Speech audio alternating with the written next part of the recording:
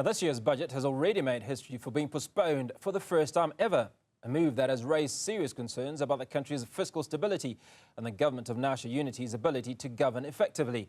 With reports of a potential VAT increase from 15 to 17%, high unemployment and rising living costs, South Africans are bracing for a budget that could further strain their wallets. ANC Secretary-General Fiscal has described the situation as uncharted waters, highlighting the precarious state of the economy. Thulani Tshefuta is the NEDLAC Constituency Head. Thulani, appreciate your time. Thanks for coming on to the show. This 2% proposed VAT increase is obviously what's led to this stalemate we find ourselves in. What are your thoughts on this increase, proposed increase? Thank you very much, Hugo, and good afternoon to you and the viewers of Newzroom Afrika. Previously, we expressed a view that the budget should not be viewed in isolation. It is actually a financial plan to provide resources to realize the good ideas that were expressed by the President of the Republic of South Africa in the State of the Nation address. And we equally expressed the view that our society should not frown upon differences, including in budget.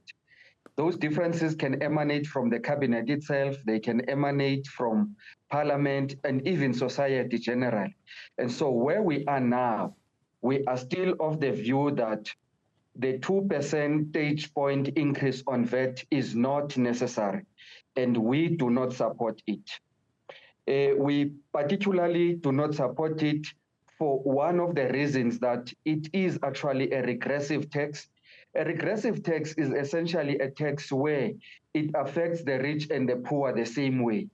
And people go to argue that if you go and buy bread in a store, the same 15% that is VAT applies to a person who has 100 Rand in his hand and a person who has 1,000,000 Rand in his hand. And it actually takes more of what the person has who's holding 100 Rand. And so for that reason, we do not believe that it is a solution. Contrary to that, I'm not sure if our thinkers in the public finance space have actually explored the fact that a mere 0.5% of wealth tax can actually achieve the same intended revenue that could have gone into affecting everyone, as in the 2 percentage point increase on VAT. Interesting that you raise the issue around wealth tax and obviously other options of tax. Do you believe that during this impasse, there's obviously much deliberation that is taking place, that such issues such as around this wealth tax and the proposed number that you've been given are being had? Well, the room for discussion, in our view, still stands to be tested. Because on one side, the Minister of Finance said that people can say whatever they want to say, and ultimately, he has to make the decisions on the budget.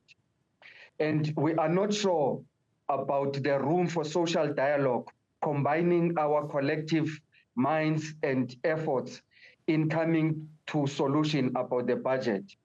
On the other side, some amongst those who were not supporting the very same 2 percentage point increment, including some of the political parties that are in the GNU, were not so genuine about their lack of support for this 2 percentage point, because they were simply saying, don't raise the VAT, but cut on spending.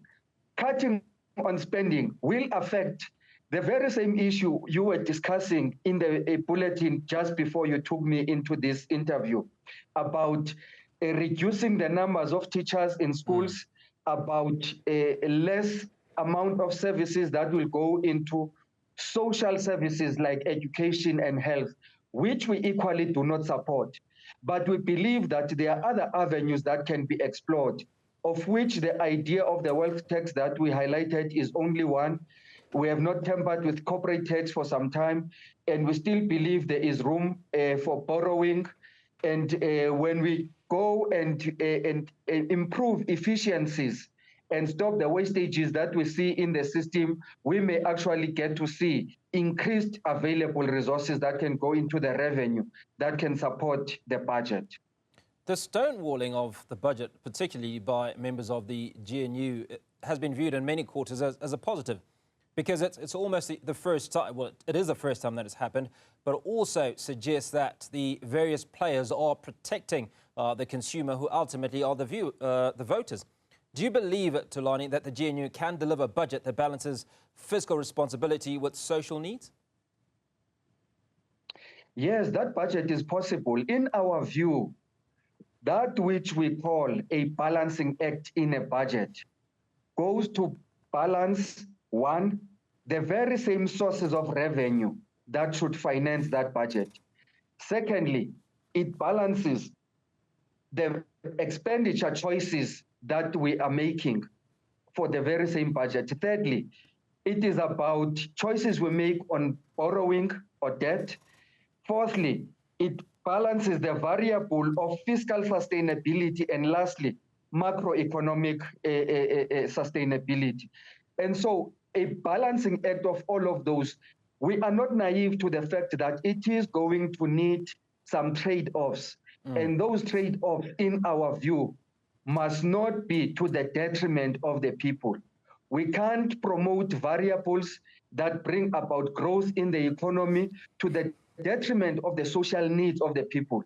We can't go back to the days where we say we want to suspend or postpone social spending until we grow the economy, and it is only on the backdrop of that growth that we're then going to trickle down the effects of economic benefit to those who are poor, not least including the middle class of this country.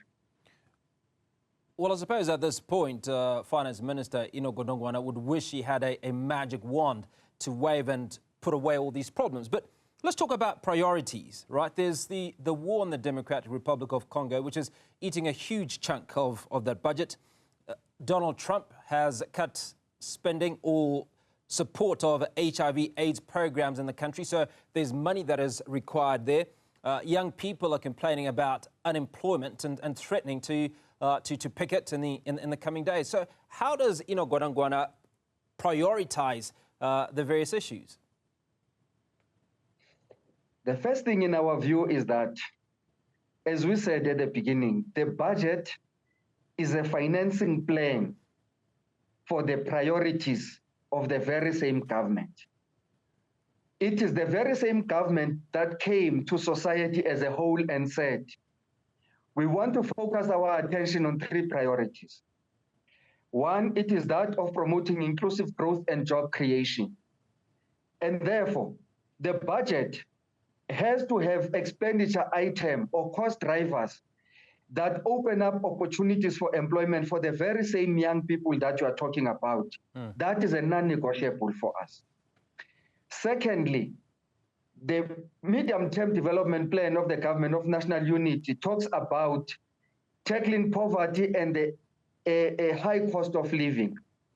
We believe that the president went to town in articulating some interventions that can mitigate poverty and respond to the immediate ever-rising cost of living, which interventions include the social relief of distress grant as a sustained social intervention until a basic income grant is introduced. Thulani, we've one thing that people must understand in that regard, we've run short of time.